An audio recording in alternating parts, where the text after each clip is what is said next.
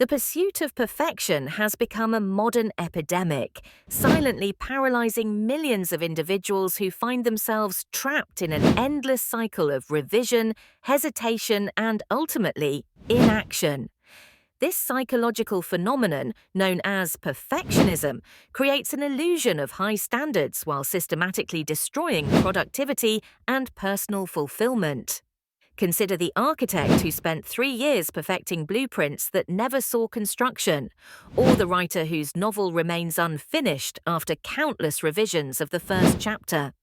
These scenarios illustrate how perfectionism transforms from a supposed virtue into a destructive force that prevents achievement rather than enhancing it.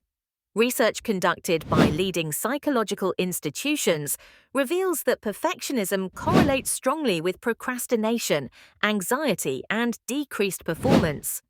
The perfectionist's mind operates under the false premise that anything less than flawless is worthless, creating an impossible standard that guarantees failure before any effort begins. The concept of good enough represents a fundamental shift in thinking. It acknowledges that excellence and completion hold greater value than theoretical perfection that never materializes. History's most successful innovators understood this principle intuitively.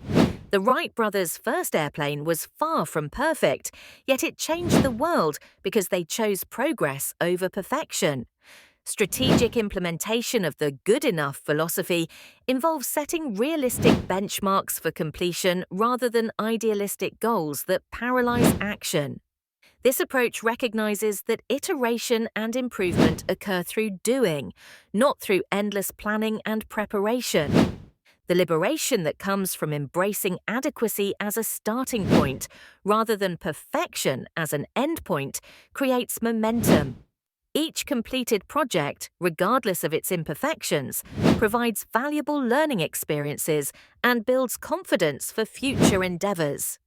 Breaking free from the perfectionism trap requires conscious recognition that done surpasses perfect every time.